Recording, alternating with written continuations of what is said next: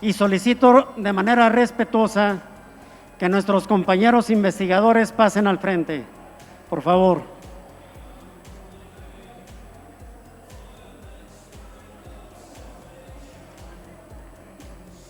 Doctora Norma Lidia Díaz García, adelante por favor.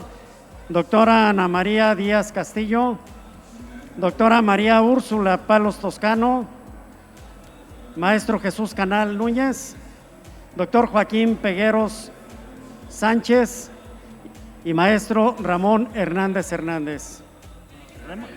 Desde el día de ayer tuvimos la gran oportunidad de ver con énfasis la necesidad de relacionar la investigación con la práctica y también de que los resultados se vean de manera inmediata, que todo hallazgo del proceso de investigación tenga un impacto significativo en la solución de problemas.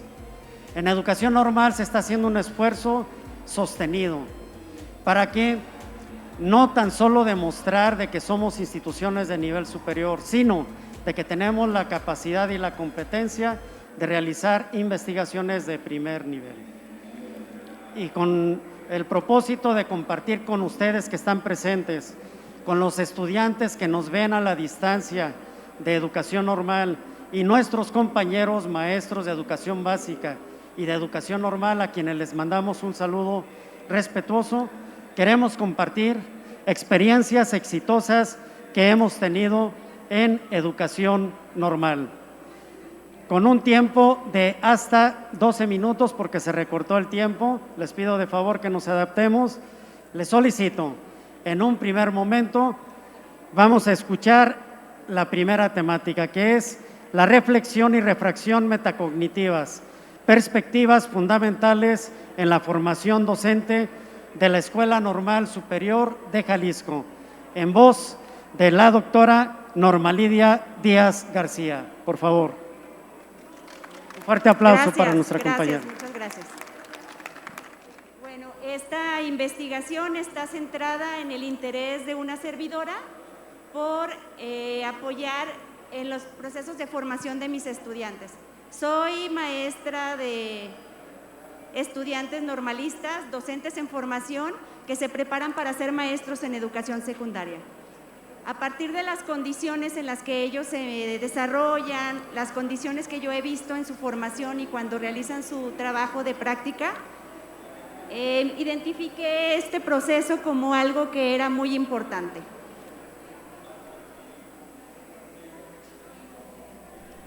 Siempre ha sido para mí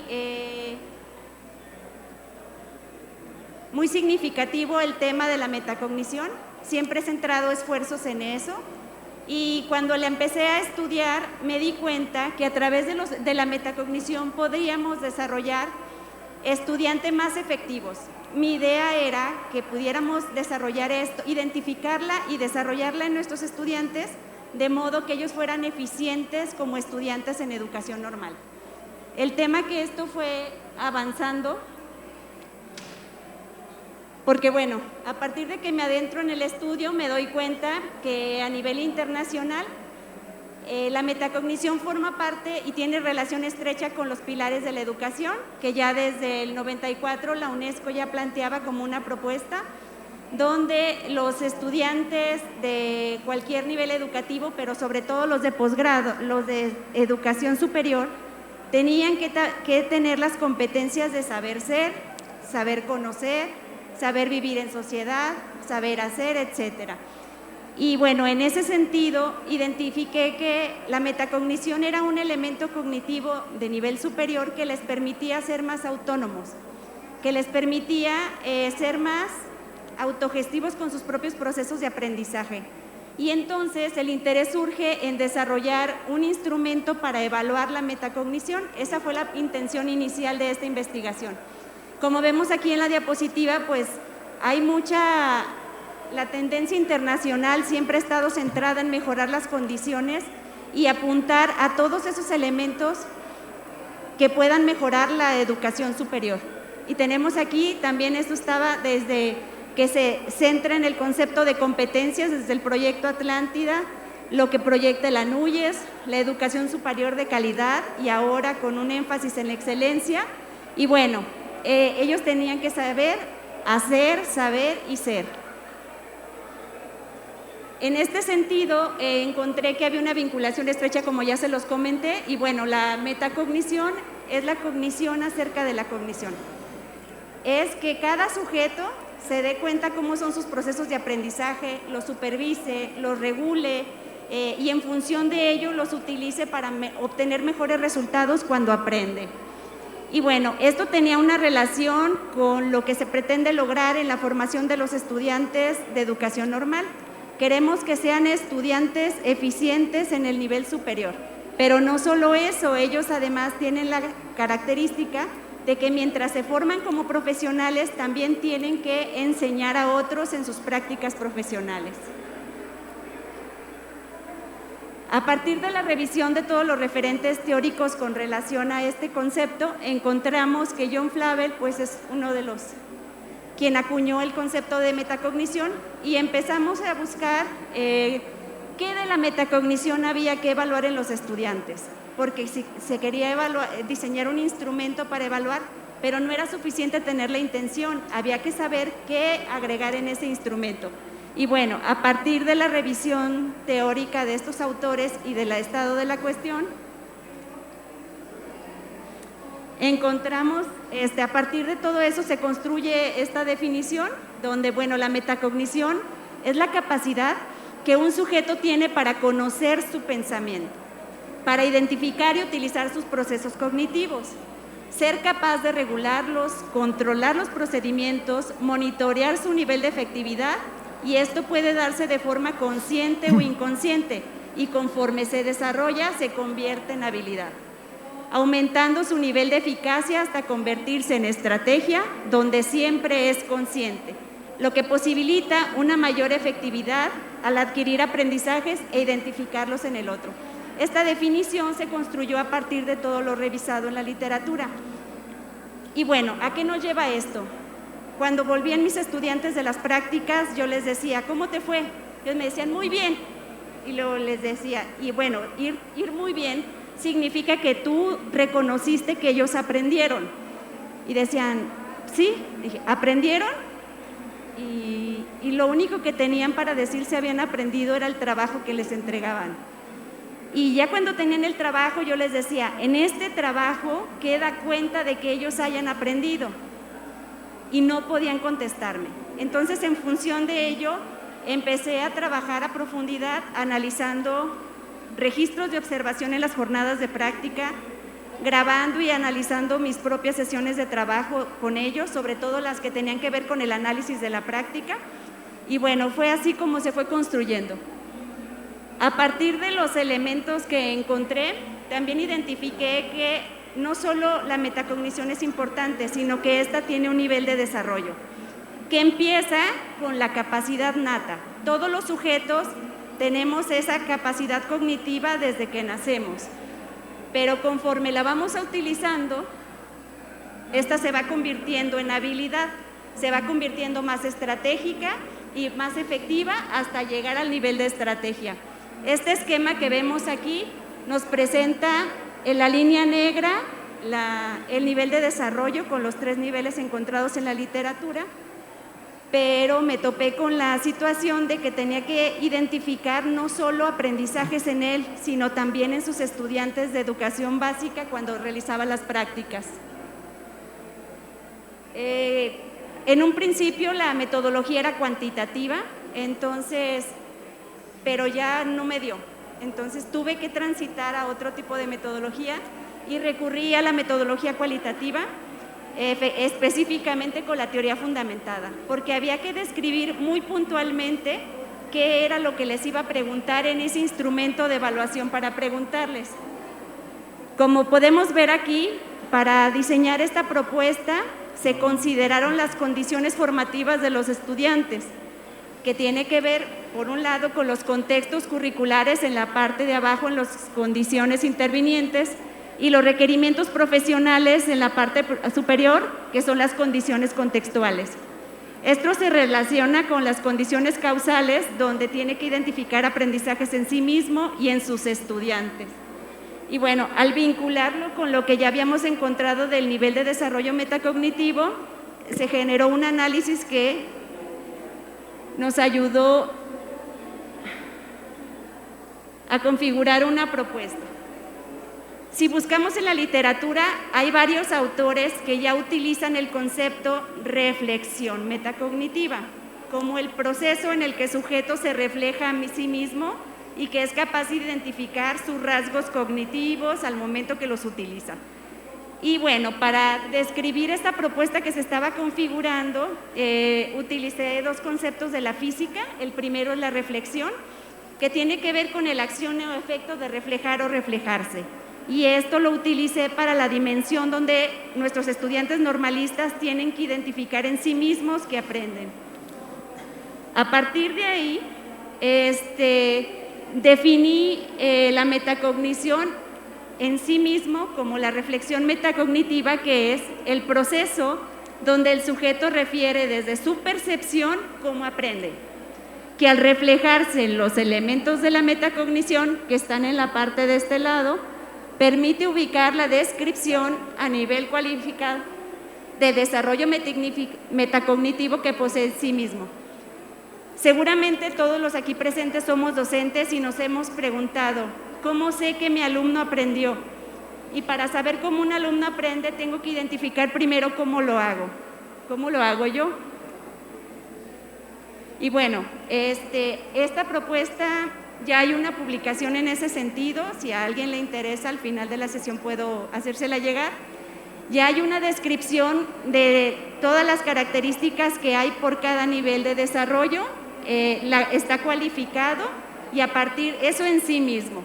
Pero en realidad lo relevante de la propuesta es, con esto cierro, cuando empecé a hablar de cómo utilizar la metacognición para identificar aprendizajes en el otro. Y aquí utilicé el concepto de la refracción, que es acción y efecto de refractar.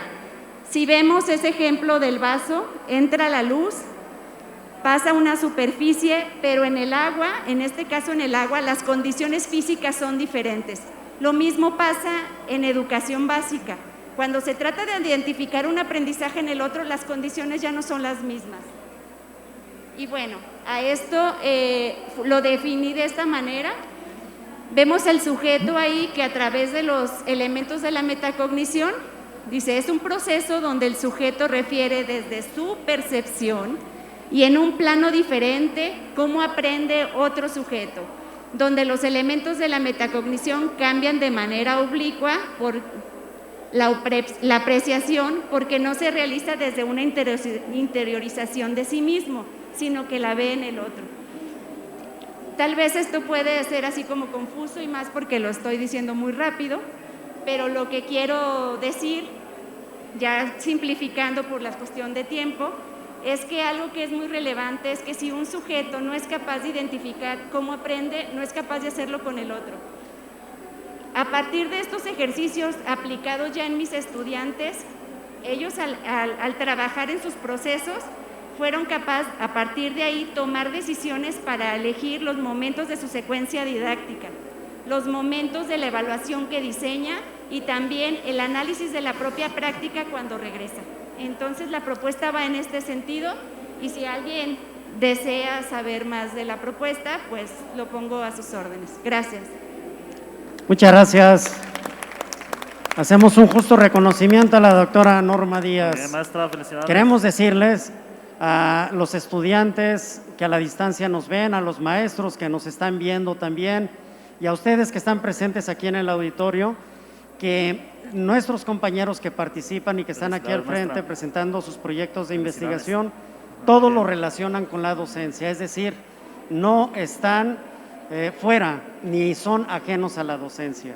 Así que nuestro reconocimiento a la doctora Norma Díaz es la responsable de investigación en la Escuela Normal Superior. Y ahora, en el uso de la voz, a quien participa en educación básica y también comparte su visión profesional capitalizando experiencias significativas en educación superior y en la Benemérita y Centenaria Escuela Normal de Jalisco, con el tema Itinerarios vitales en estudiantes de la Benemérita y Centenaria Escuela Normal de Jalisco. Cedo el uso de la voz a la doctora Ana María Díaz Castillo. Por favor, doctora.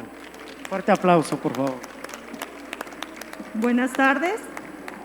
Agradezco a las autoridades responsables de este evento y muy particular a nuestra directora, la doctora Verónica Ávila Sánchez, que ha hecho posible este proyecto de investigación en el que estamos trabajando arduamente. Daré inicio entonces a la presentación de los avances del proyecto Itinerarios Vitales de los estudiantes de la Benemérita y Centenaria Escuela Normal de Jalisco, en el que participan un grupo de investigadores con un grupo de alumnos. Los maestros participantes son el maestro Víctor Alejandro Barca Navarro, Francisco Javier Ávila Varela, Ricardo Cervantes Rubio, Jonathan Gómez Villanueva, Marta Cecilia Nájera Cedillo, Sofía Robles Álvarez y su servidora. Y en el grupo de alumnos participan las alumnas Alejandra Santiago Guerrero, Andrea Melisa Aguilar Berni, Angélica Montserrat Sagredo Hernández y Jesús Solís García. Este es un trabajo entonces, avances del proyecto de todos ellos. Bueno, para dar inicio al proyecto de investigación nos encontramos con algunos precedentes de la problemática que se presenta a partir de la expansión educativa que vivimos en todos los niveles educativos y muy concretamente en el nivel de educación superior. Ante la complejidad y la incertidumbre que se genera por todas estas dinámicas institucionales para reconocer la calidad de las instituciones de educación superior, reconocemos que los estudios de egresados realmente son una herramienta muy útil. Hay muchos, se han incrementado en mayor medida, hay diferentes organismos evaluadores que han estado trabajando junto con las instituciones de educación superior, pues para tener estos resultados, para reconocer qué están haciendo con relación a la calidad educativa, ¿sí? Sin embargo, es importante reconocer también que aunque estos estudios de egresados que se multiplican, pues no tenemos realmente la certeza de reconocer qué es con lo que tenemos.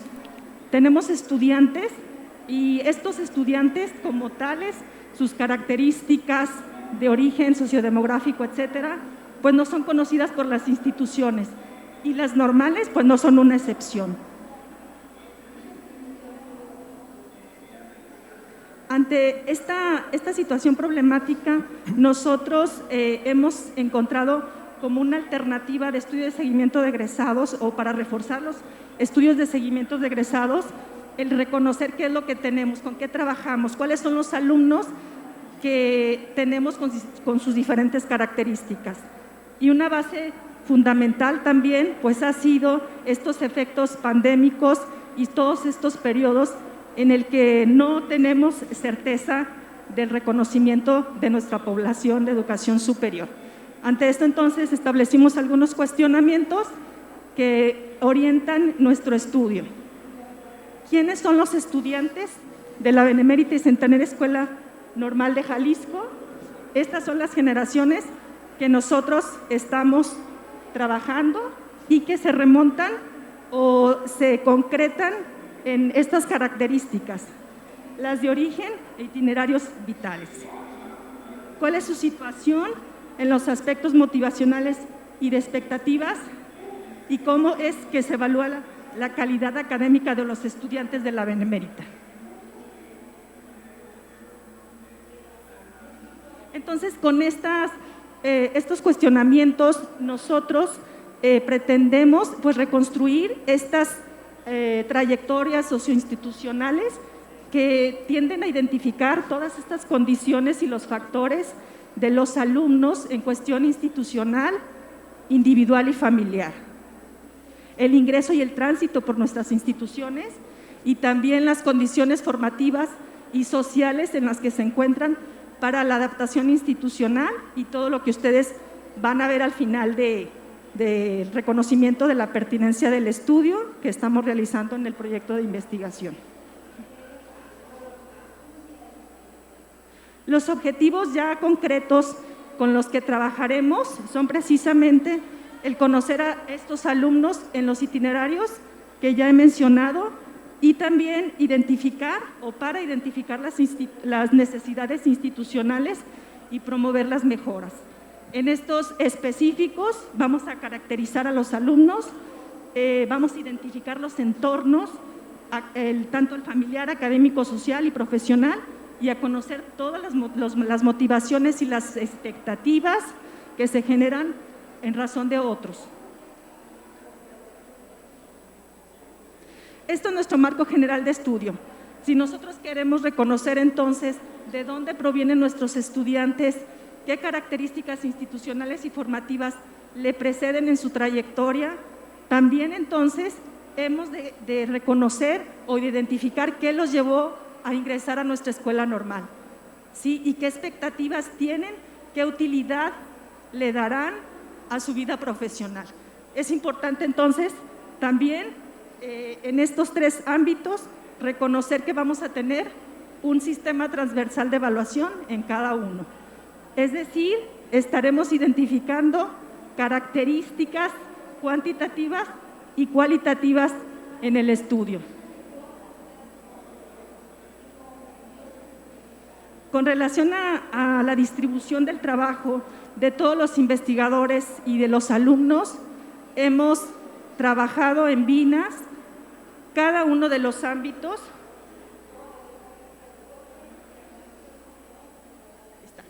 Cada uno de los ámbitos distribuyendo el trabajo de forma equitativa, de forma tal que el origen sociodemográfico está trabajándose por dos de los compañeros con un alumno en colaboración. Las trayectorias e itinerarios formativos están trabajándose también por 2 compañeros investigadores con una alumna, y la de motivaciones y expectativas por 2 investigadores y por una alumna. En la forma transversal tenemos solamente un investigador y un alumno.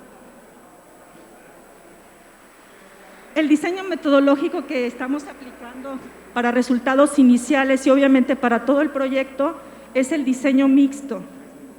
Sí.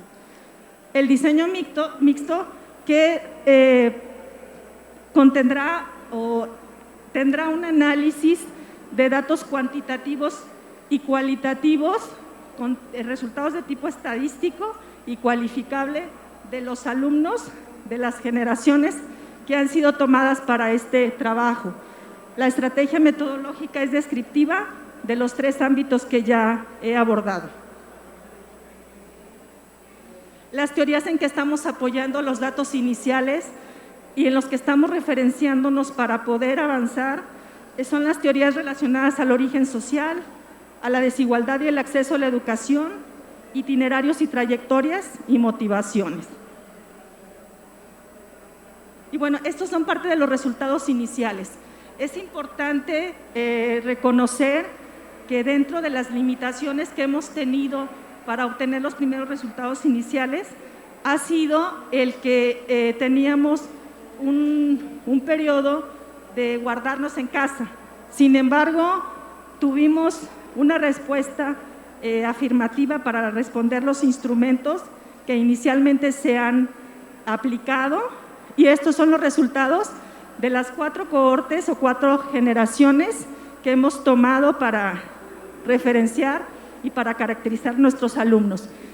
El primero es que la mayor cantidad de alumnos es del turno matutino.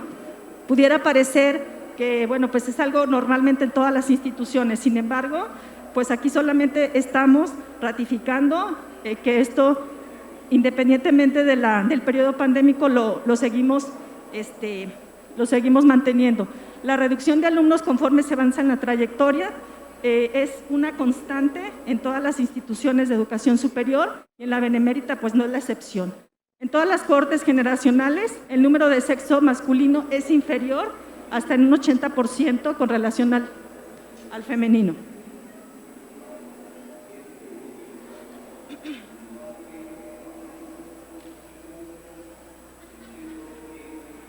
Y bueno, estas son también resultados iniciales.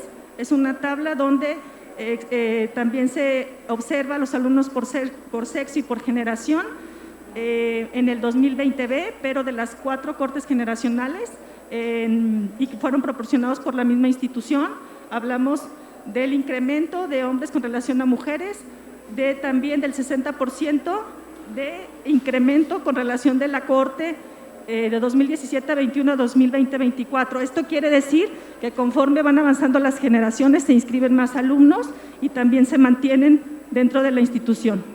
Estos son algunos resultados también iniciales y bueno, voy a avanzar, pero ya porque ya se me acabó el tiempo, ¿verdad? Voy a avanzar, pero bueno, estas son resultados iniciales con relación a los datos origen sociodemográfico, trayectorias y motivación y expectativas. Por último, la pertinencia del estudio. Esta es una parte que obviamente fortalece la investigación, los avances que hasta ahora se tienen. ¿Por qué? Porque el estudio permite que la formación y la actualización del docente e institucional sea una oportunidad para que después de que nosotros caractericemos a los estudiantes, veamos las necesidades que tienen con relación a su origen, a sus estudios previos, a sus motivaciones, a sus expectativas, pues se vayan adaptando a algunas acciones como la de tutorías, las de procesos de selección de los estudiantes al ingreso a la Benemérita y también pues fortalecer esta parte de caracterización con relación a teorías fenomenológicas, es decir, que van cambiando todas estas teorías con relación a que los alumnos, por ejemplo, de la normal, generalmente eran hijos de maestros y esto ahora ha sido contrario. Los alumnos en más del 50% son por vocación y en un 20% es por gusto. Y los hijos de maestros, con relación al ingreso de la Benemérita, se han reducido sustantivamente. Es todo, muchas gracias. Muchas gracias. Así como la doctora Ana María Díaz reconoce y agradece a la doctora Verónica Ávila, que es la directora de la Benemérita, tenemos que reconocer el acierto de generar convocatoria para que participen maestros de educación básica en el nivel superior de este nivel. Son hallazgos muy importantes que generan una propuesta interesante. Muchas gracias. Quiero hacer la aclaración que estos 6 proyectos no son los únicos que se tienen. Se tuvo que hacer una selección como resultado del tiempo y corresponde ahora en tiempo participar con el tema creencias de formadores sobre la formación de docentes para la inclusión educativa, efectos y desafíos. Obviamente de nuestra Escuela Superior de Especialidades, Escuela Normal Superior de Especialidades. Este tema que es complicado en relación a la inclusión, que está descrito, pero que es interpretado de 1000 formas. Y para platicarnos de esta investigación, en el uso de la voz, a la doctora María Úrsula Palos Toscano, que es la responsable de investigación de esta Escuela Normal. Por favor, un aplauso para ella, por favor. Muchas gracias, buenas tardes. Agradezco a los organizadores de este foro por la oportunidad de participar y compartir nuestras inquietudes de investigación.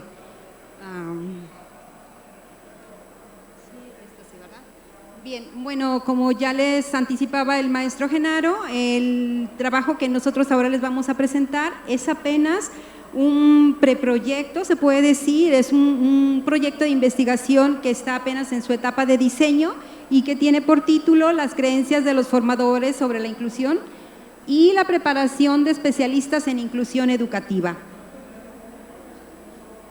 No quiero.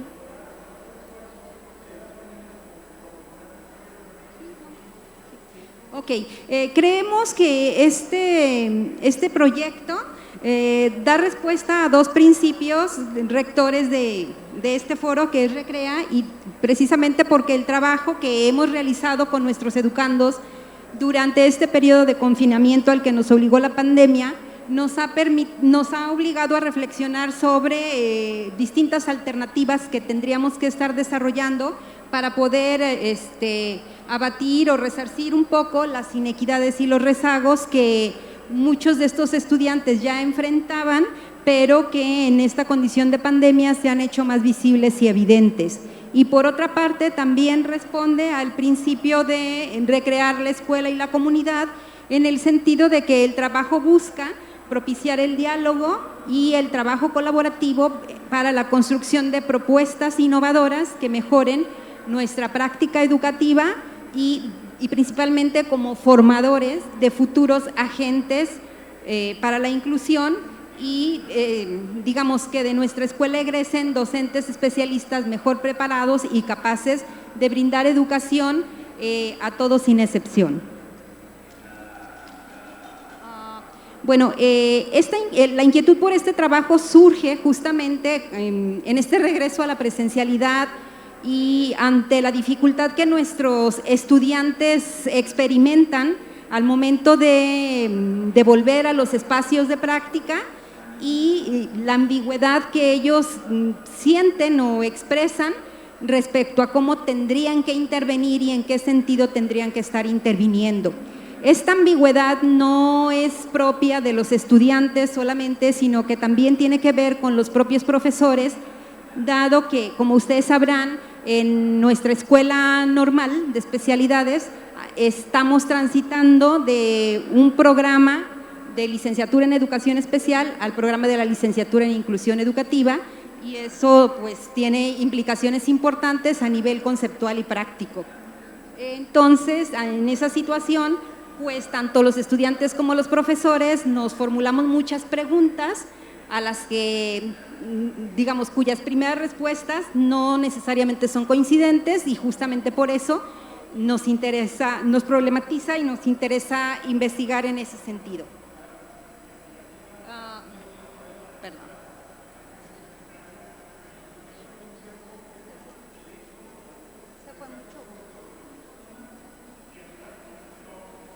Sí.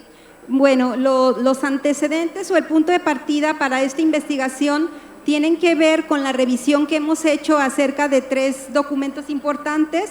En primer lugar, considerar el objetivo 4 de los objetivos para el desarrollo sustentable, que aluden a garantizar una educación que sea de calidad, que sea equitativa y que sea incluyente, y que también una educación que ofrezca oportunidades a todos los educandos para seguir aprendiendo a lo largo de la vida. Estos objetivos también han sido, digamos, también han dado lugar a la investigación y el trabajo que se está haciendo para actualizar y empoderar a los profesores, porque si bien ya sabemos la educación que queremos, también necesitamos saber qué tendríamos que hacer para lograrlo.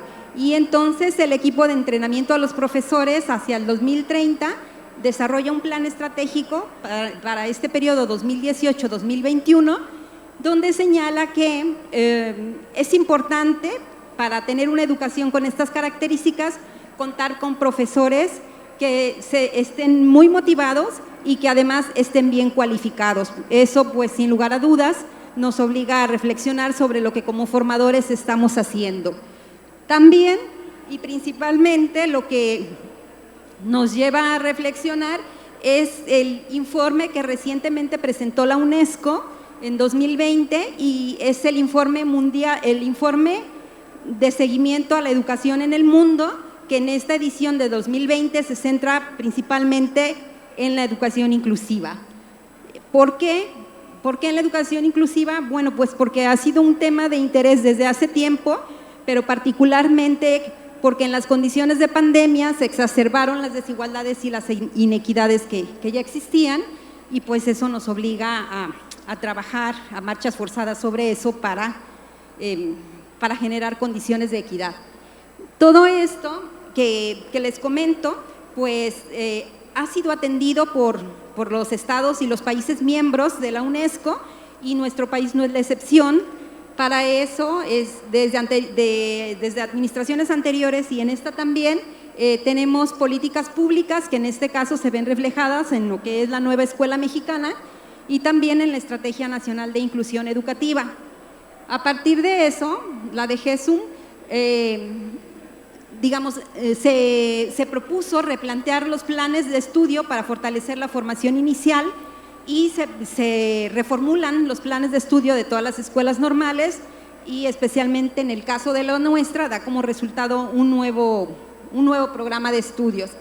Eso sí, sin duda representa la posibilidad de, representa una invitación a replantear las posibilidades que como formadores tenemos para formar nuevos agentes que hagan posible y realidad este asunto de la inclusión. Sin embargo, al revisar estos documentos, algunos puntos de contradicción que nosotros pudimos observar al interior de nuestra escuela, porque es importante aclarar pues que esta inquietud por investigar pues no, digamos, no surge no solo de la necesidad por publicar o por ganar protagonismo, sino que es realmente una cuestión que nos interesa y que dentro de la escuela se torna problemática. Entonces, los puntos de contradicción que nosotros observamos es que en nuestra escuela existen, no solamente en nuestra escuela normal, sino también en las escuelas donde nuestros estudiantes inciden y también nosotros colaboramos, existen distintas formas de describir la inclusión en espacios formativos y de práctica. Existe también escasa reflexividad y diálogo sobre las políticas, lineamientos y gestiones que las facilitan. También encontramos dificultades para que los estudiantes desarrollen competencias que les permitan intervenir desde distintos ámbitos, así como las dificultades que los profesores tenemos para orientar a los estudiantes sobre metodologías y alternativas más flexibles de enseñanza. También hay una tendencia todavía a priorizar intervenciones asistivas de apoyo a los educandos, como si el problema fuera del educando, y esa tendencia a prestar menor atención o postergar la atención a las barreras que se erigen en los contextos.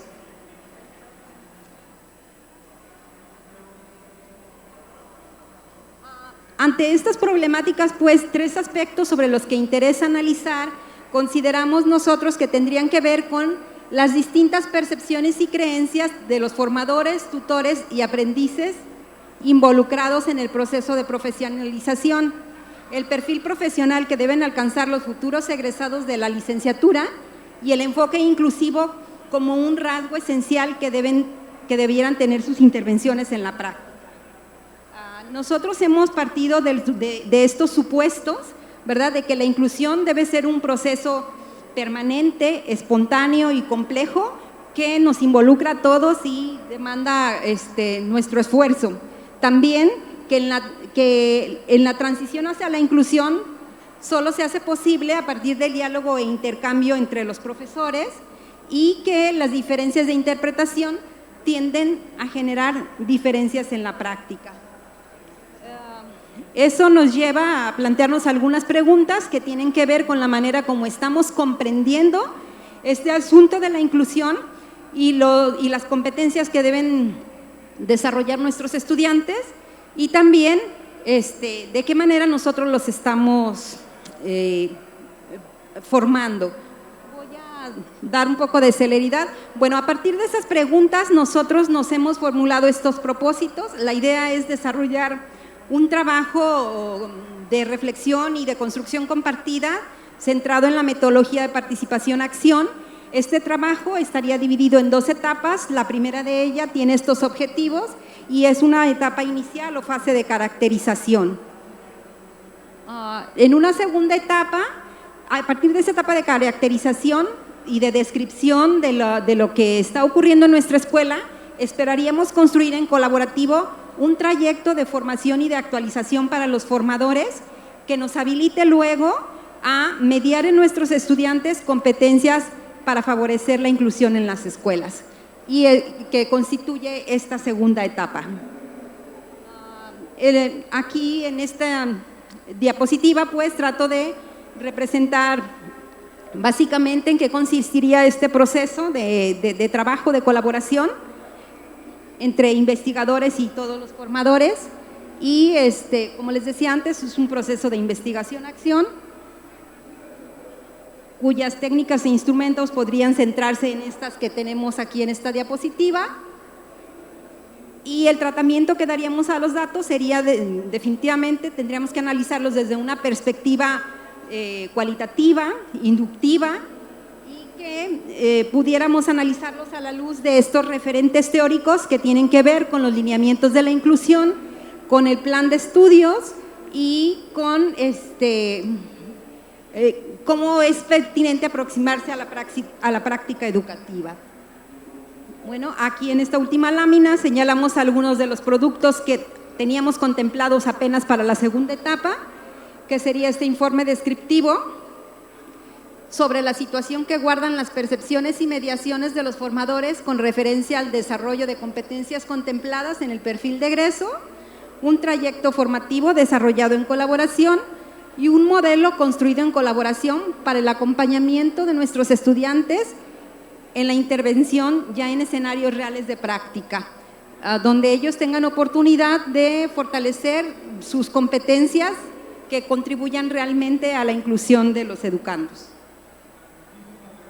Quiero cerrar con esta última lámina, donde, retomando las palabras de las autoras que están acá abajo, los mejores profesores realizan investigación todos los días, es decir, observan, sistematizan, analizan e innovan su práctica.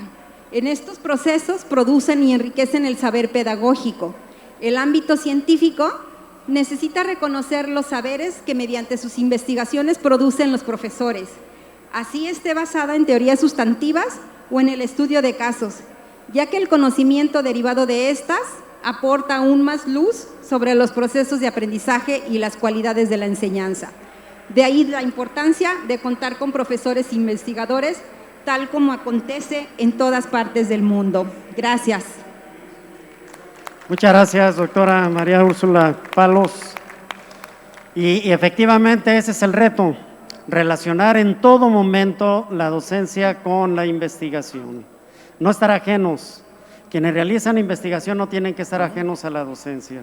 Es la mejor forma de detectar la problemática y encontrar la solución a la misma, que sea realmente una investigación aplicada. En este recorrido tenemos tres perspectivas. La primera, que fue por parte de la doctora Norma Díaz, desde la visión de la normal superior con formación en secundaria, de nivel superior. En la segunda perspectiva, desde la Benemérita, en el programa que se promueve, que es educación primaria, ya habla del itinerario y ya lo describió.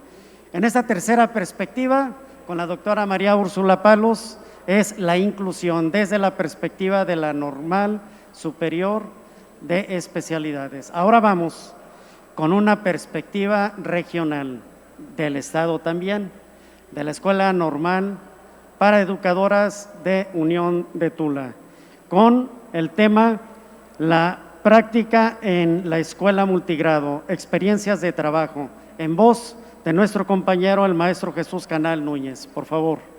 Sí, gracias, maestro. Buenas tardes a todos. Primero agradecerles su presencia, su permanencia. El día de hoy estamos compartiendo investigaciones que afortunadamente se pueden compartir. Como ya se mencionó, no todas las investigaciones que se han realizado en las escuelas normales se están presentando, pero esperemos que estas que se seleccionaron les dejen ese aprendizaje significativo, que lo apliquen en sus aulas. Bien, tenemos el tema donde vamos a hablar sobre las escuelas multigrado. Decirles que las escuelas multigrado tienen unas características muy particulares. Algunos de los que estamos aquí presentes conocemos, sabemos de qué estamos hablando. Es importante mencionar que las escuelas multigrado han sido rezagadas por los planes y programas de estudio, por las autoridades educativas, mas sin embargo, los docentes que trabajan en esas instituciones hacen todo lo posible para que estos alumnos sigan adelante con sus estudios.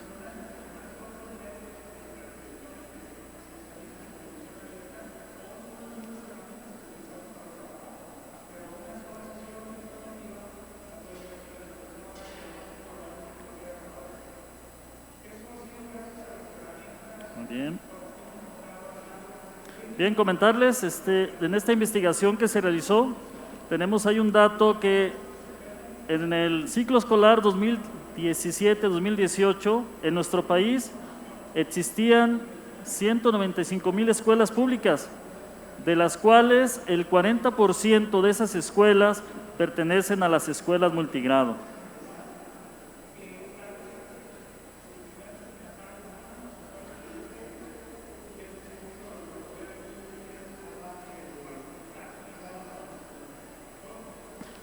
Las escuelas multigrado están organizadas en el siguiente orden. Se clasifican por ser unitarias, bidocentes, tridocentes, tetradocentes y pentadocentes. Es decir, las escuelas unitarias es donde el docente se hace cargo de todos los grupos, de todos los alumnos que existan en esa escuela, sean los 6 grados o los grados con los que se cuente. Además, el docente es encargado de la cuestión administrativa, es decir, es el director de la escuela, es el intendente, es el psicólogo, es todo lo que tienen los alumnos.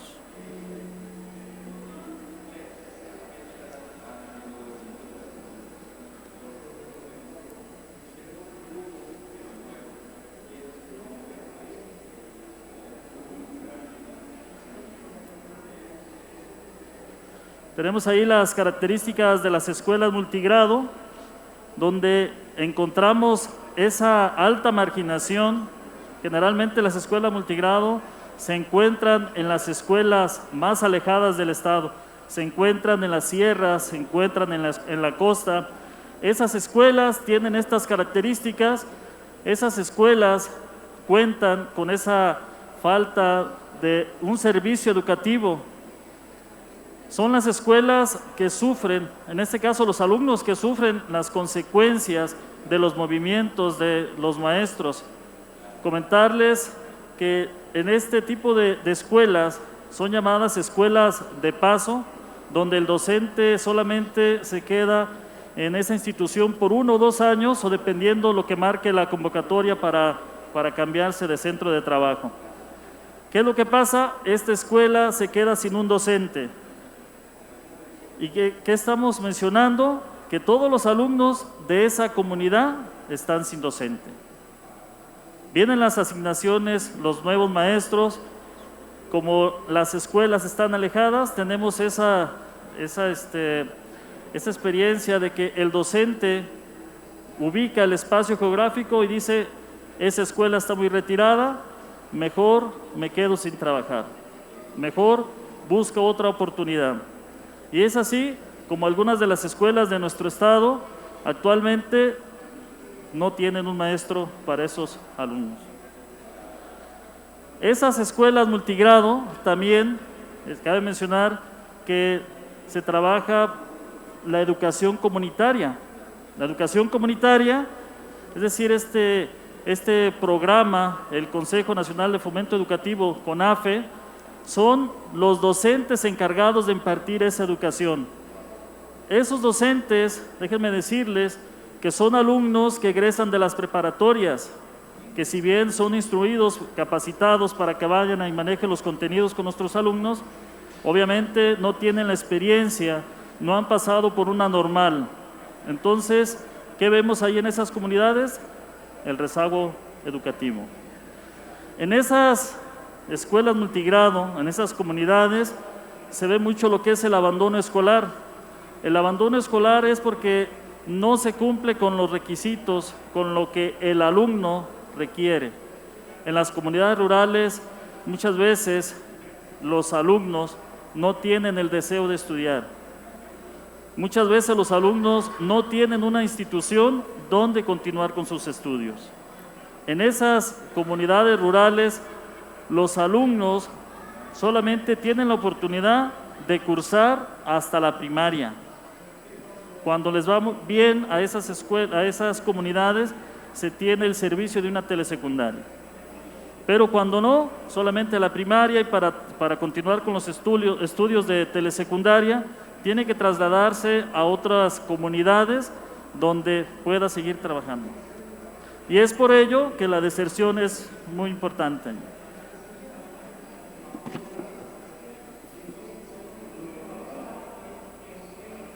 Le voy a pasar a la parte que considero más importante de esta presentación.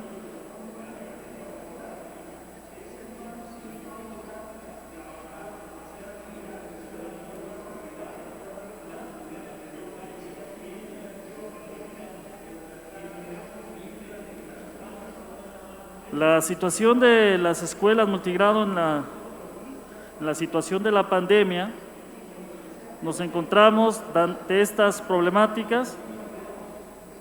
Como ya se mencionaron hace unos momentos, en las escuelas multigrado no podemos hablar de la conectividad. No tenemos o no contamos con esos servicios de internet, entonces pues no podemos trabajar esa parte. La mayoría de los alumnos no cuentan con los medios digitales. También otra de las características es que los docentes no cuentan con el dominio de las herramientas digitales.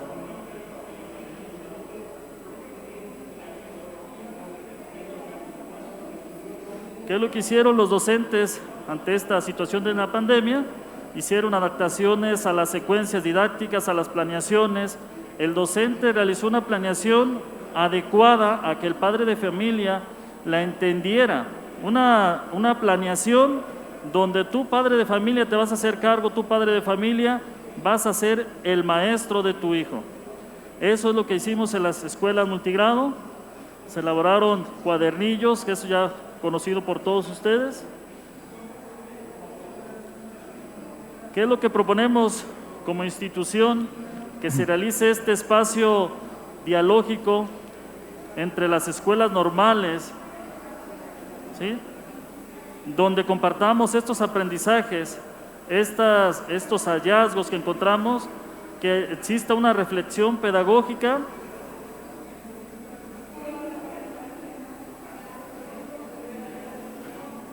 principalmente. Esto sería la función, lo que como escuela queremos compartirles, que es necesario plantearnos un trayecto formativo sobre una escuela multigrado, que se apliquen cursos, ¿sí?,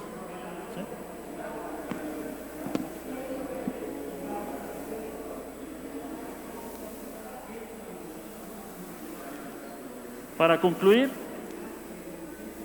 Como escuela estamos solicitando a las autoridades educativas que se vea esta parte de la educación multigrado, que se analice si es factible una especialidad en la enseñanza multigrado. Con esto concluimos. Esperemos que puesto algo muy rápido, es un tema muy amplio, esperemos que les haya quedado algo significante, y quisiera pedirles un fuerte aplauso para todos los maestros multigrado, esos maestros que dan el alma en todas las escuelas rurales. Muchas gracias. Buenas tardes. Muchas gracias, maestro Jesús Canal. ¿Quién es? Ramón. Los esfuerzos que se realizan en cada una de las escuelas normales, por supuesto, de que apuestan a que sus egresados atiendan la escuela ideal, una escuela de organización completa, y cuando concursan a la plaza, después nos encontramos con que actúan o interactúan en contextos con este tipo de necesidades que nos comparte nuestro compañero Jesús Canal. Muchas gracias por hacernos reflexionar en torno a una realidad. Bien, ahora corresponde, muy a propósito de lo que hemos platicado, de que nos encontramos en un proceso consultivo, porque hay una reformulación de contenidos para una propuesta de reformulación de programas. Y desde la perspectiva del CREN de Ciudad Guzmán, en la responsabilidad de quien está al frente de la investigación, del área sustantiva de investigación, en voz de su titular, el maestro Ramón Hernández Hernández, nos presenta lo que es el diálogo entre comunidades de educación básica y normalista para fortalecer el perfil de egreso de la formación inicial. Este es un proceso, está en proceso este proyecto, y los hallazgos que ha encontrado son muy interesantes, sobre todo en la comunicación que se ha tenido con educación básica. Adelante, maestro Ramón, por favor. Muchas gracias, maestro Alejandro. Maestro José de Jesús, le pido si me ayuda. Aquí es donde vamos a iniciar. Si gustas, por la situación de las baterías, veo que están sufriendo los compañeros. Buenas tardes. Sé que cada vez tenemos menos tiempo. Voy a plantearles que esta investigación se está llevando a cabo por parte de un equipo. Como ven ustedes, su servidor, la maestra Norma Guadarrama, a quien le mando un saludo, a la compañera Araceli, al maestro Roberto Carlos y al maestro José de Jesús. Plantearles que en abril nos invitaron a llevar a cabo un tema que fue revisión y análisis de los planes y programas de estudio en las escuelas normales. Nos invitaron por parte del proyecto Sí Mejora. A partir de allí, comentarles que tuvimos que empezar a hacer análisis en abril sobre cuál es la situación real referente a la revisión y análisis del Plan de Estudios 2018 y planteamos el siguiente objetivo. Dice así el planteamiento del objeto de estudio. En la actualidad se desconoce el grado de efectividad y satisfacción de los planes y programas de estudio 2018 porque apenas van a culminar en este ciclo escolar, en situaciones reales de trabajo docente. Es decir, que los jóvenes normalistas actualmente se encuentran en séptimo semestre. Por lo tanto, no tenemos un análisis claro sobre la funcionalidad de este plan y programa de estudio. De allí surgen 3 preguntas rectoras en esta investigación que es de corte cualitativo y queda así. ¿Cuáles son las debilidades y fortalezas que presenta el perfil de egreso de los futuros docentes desde la perspectiva de diversos actores involucrados en el proceso educativo? Esa es una pregunta que nos planteamos y de ahí surgieron 2 más. ¿En qué dimensiones los planes y programas de estudio responden a las necesidades de los estudiantes en condiciones reales de trabajo? Es decir, en la escuela donde están llevando a cabo su práctica. Y la tercera, alguien dice, la verdadera investigación no es la que se hace para construir un libro. La verdadera investigación es la que se hace para transformar la práctica. Y entonces surge la tercera pregunta. ¿Cómo contribuir a la mejora de los planes y programas de estudio para mejorar la práctica profesional del normalista y en consecuencia el perfil de egreso? Esas 3 preguntas son las rectoras de nuestra investigación. Adelante, maestro. Y de allí construimos el objetivo. El objetivo dice así: identificar las necesidades de mejora de los planes y programas de estudio 2018 desde las perspectivas de diversos actores para hacer un análisis que fundamente la construcción de una propuesta para fortalecer el perfil de egreso en condiciones reales de trabajo. Ese es nuestro objetivo general de la investigación. Continuamos. De allí lo siguiente fue, bueno, ¿qué tipo de investigación vamos a hacer? Y decidimos tocar el eje rector, el documento rector que Jalisco está implementando a partir del proyecto SEMEJ y Sí Mejora. Y seguimos este paso. Número 1, hagamos planeación del diagnóstico sobre las situaciones reales. Número 2, sistematicemos y definamos el objeto de estudio, que en esa parte vamos ahorita. Número 3, el diseño de la propuesta de mejora. 4, implementación y seguimiento. Y 5, valoración y reconstrucción de la propuesta. ¿Qué tuvimos que hacer como primer paso? Información para fundamentarnos. Adelante. Nos fundamentamos en el Plan Nacional de Desarrollo actual, nos fundamentamos en la Ley General de Educación, nos fundamentamos en un eje rector que es el marco de la Estrategia Nacional de la Mejora de las Escuelas Normales que inició en el 2019. Número 4, en Recrea, que nosotros conocemos como SEMEJ, el eje rector del documento que nos dice el proceso de mejora. Y por último, en Sí Mejora, que es parte de la estrategia donde estamos llevando 8 puntos para la transformación de normales. El número 8 precisamente que maneja y mejora es la revisión y el análisis de los planes y programas de estudios, que es donde se centra nuestra investigación. Adelante, maestro. ¿Cómo íbamos a hacer el diagnóstico? Bueno, decidimos hacerlo en 3 líneas de acción. La primera línea de acción, preguntarle a los docentes que están dando clases en las normales qué opinan sobre la malla curricular actual. Esa fue la primera línea de acción. La segunda línea de acción es qué opinan las autoridades, los maestros, los directores, los supervisores de educación básica sobre nuestros jóvenes cuando egresan y se emplean en el servicio profesional docente. Esa es la segunda línea. Y la tercera línea, ¿qué opinan nuestros alumnos normalistas actualmente? Esas son las 3 líneas de acción de este proyecto de investigación. Adelante, maestro. ¿Qué hicimos para saber qué opinaban los docentes, formadores de docentes? Les aplicamos una encuesta de 23 reactivos. ¿Qué hicimos con los maestros de educación básica? Implementamos la técnica del conversatorio con educación básica para saber su opinión sobre las fortalezas y debilidades que tiene un normalista cuando egresa al servicio profesional. Número 3, ¿qué opinan los estudiantes normalistas? Me voy rapidito. Voy a poner un ejemplo de lo que opinaron los maestros formadores de docentes y dice una pregunta: ¿las competencias profesionales y genéricas de la malla curricular son significativas y funcionales para la realidad de la práctica profesional? Cerca del 40% consideran que no son tan funcionales. Allí es donde se va a focalizar nuestra investigación, en ese 40%. Nos vamos a ir a los alumnos, por favor, dale otra.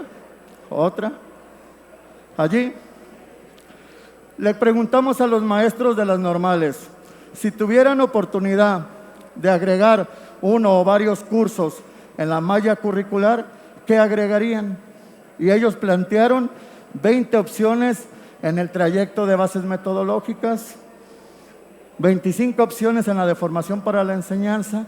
Si sacamos las cuentas, prácticamente construimos otra malla curricular con todas las opiniones de las normales. Pasamos, maestro.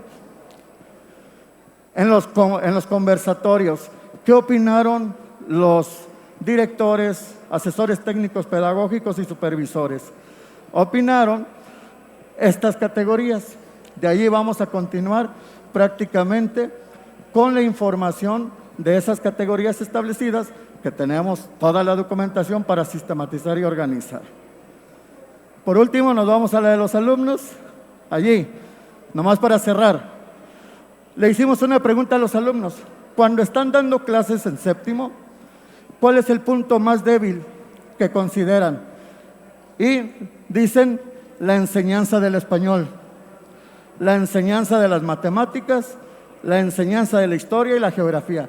Es donde se sienten débiles. ¿Qué significa? Que el trayecto formativo muy probablemente está fallando.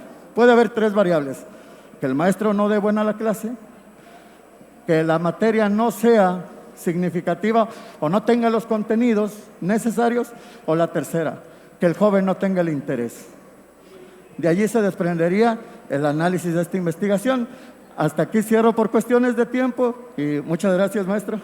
Una disculpa enorme, por favor. Le brindamos un fuerte aplauso. Quiero decirles que toda la información la vamos a encontrar en la plataforma de Recrea Academic y corresponde ya tan solo de 4 minutos a máximo 5 minutos, por favor, a escuchar de la Normal Rural Miguel Hidalgo de Atequiza. Una investigación muy importante que da cuenta de la pandemia e incertidumbre en educación. Corresponde en el uso de la voz a nuestro compañero, el doctor Joaquín Peguero Sánchez. Una disculpa, doctor. Gracias por su comprensión. Buenas tardes. Me presento, Joaquín Pegueros, para servirles. Bien, es un ejercicio transdisciplinario en el marco de la del COVID.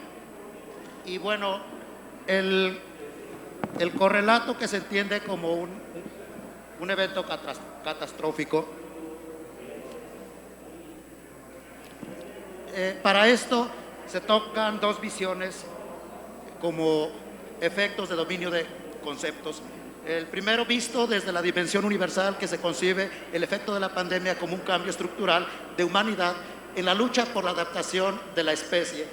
Se considera como un sistema autopoético visto desde lo general, como la humanidad lucha por una estabilidad ante un fenómeno que desestabiliza. Pero no hay que perder de vista también otra visión. Desde las partículas se analiza la formación de los individuos, se integra, cómo se integra a la influencia plural a partir de la cultura. Y bueno, esto es también lo que nosotros en la educación tendríamos que contribuir en esa relación intersubjetiva a construir una nueva cultura, y esto se entendería como una alopoiesis. Bien, sin perder de vista que lo que estamos es en un ejercicio de intersubjetividad visto desde dos dimensiones, a la vez, esta es la parte interesante, se proponen dos conceptos. El problema de conectividad para referir y dar pauta a explicaciones problemáticas en el área técnico-instrumental. Y este concepto se utiliza para el abordaje a nivel de realidad, y algunos que nos han llevado a explicaciones desde indicadores tales como la economía. Por ejemplo, problemas que no se tiene la capacidad económica para comprar equipo y actualizarlo. Lo otro, hay muchas partes de esa también, por ejemplo, el estar pagando los paquetes de internet. Hay otra parte que tiene que ver con la geografía, hay espacios donde no hay señal o es muy débil.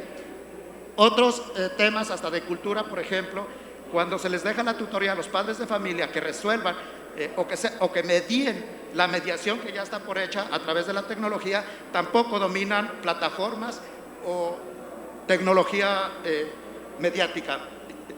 Bien, pero esto no es todo. La parte más interesante es en la conexión, que esto nos remite o nos recuerda cómo el maestro Platón sostuvo diálogos con su maestro, y ahí la conexión tiene que ver con este concepto que refiere a la dimensión facultativa.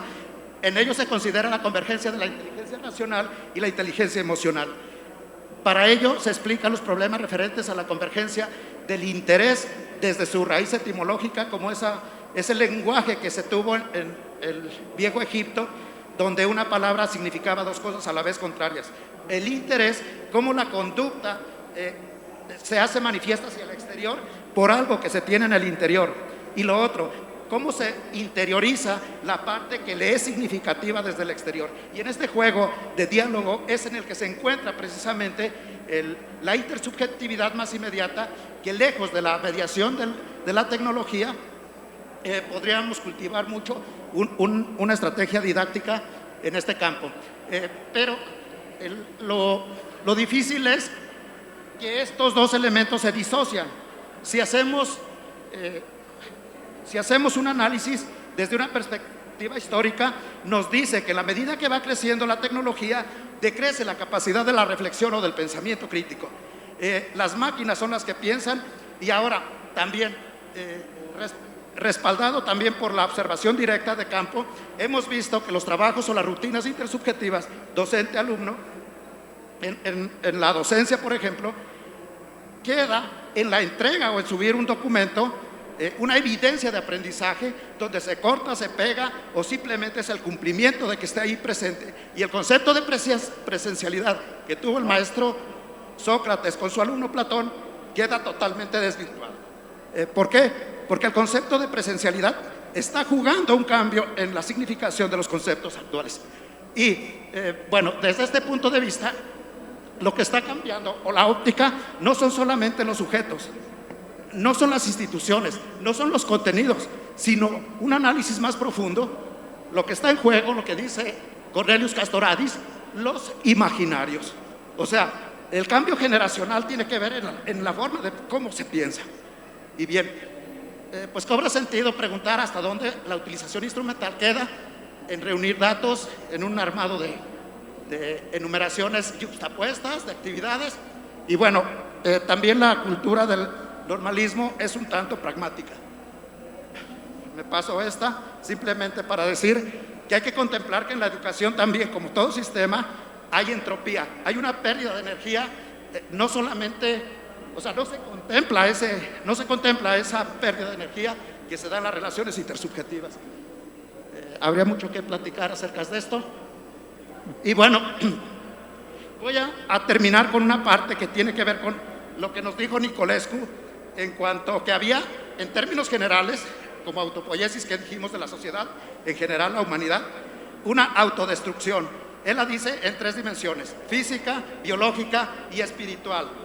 Hasta dónde esa pérdida por la mediación de la tecnología, el concepto de mediación, del estar presente, de la presencialidad, es totalmente imaginaria, vamos. Y la otra que también tiene que ver con lo que dice la filósofa norteamericana Martha Nussbaum, en cuanto a que dice que las naciones preocupadas por las condiciones económicas o de desarrollo material están educando jóvenes para la competencia en el mercado. Si seguimos así, la crisis silenciosa, en poco tendremos solamente máquinas pensantes y no verdaderos ciudadanos. Bien, finalmente, para terminar, lo que tenemos es que el tamaño del universo cabe en lo que cada corazón tiene. Aparentemente, en la era global se reduce y solamente la autorresponsabilidad es la que nos mantiene en el valor que es la vida y no la parte material. Gracias. Muchas gracias, doctor Joaquín Peguero Sánchez. Me disculpo por los tiempos y quiero decirles a todos ustedes de que estamos muy felices en Educación Normal por la gran oportunidad que nos brindan para compartir estas experiencias que hemos capitalizado en investigación. Participaban nuestros compañeros y hacían los esfuerzos para estar en espacios académicos con muchas dificultades para tener un reconocimiento, y no es correcto. Ahora que están estos espacios de manera directa y con una propuesta institucional, lo están haciendo. Esta es la primera de muchas que apostamos a participar, porque tenemos elementos y porque tenemos competencia y porque también hay productos y hallazgos importantes que compartir, que vamos a estar generando en Recrea Academic, en el segundo Congreso de Investigación de Normales, que próximamente generaremos una convocatoria. Nuestro reconocimiento y muchas gracias y una disculpa por los tiempos. Solicitamos entonces al maestro Pepe Ramírez, les brindamos un fuerte aplauso a nuestros compañeros, por favor.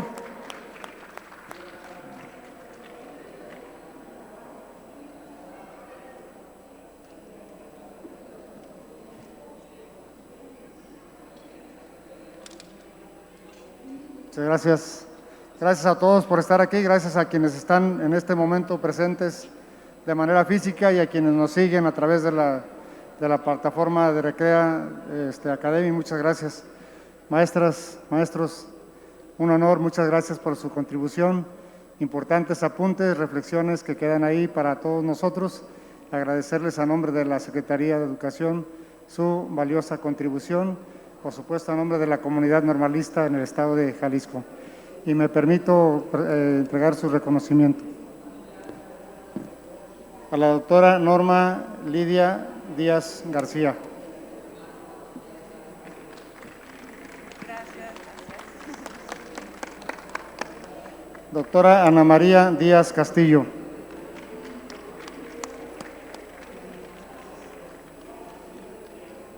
Doctora María Úrsula Palos. Maestro Jesús Canal Núñez.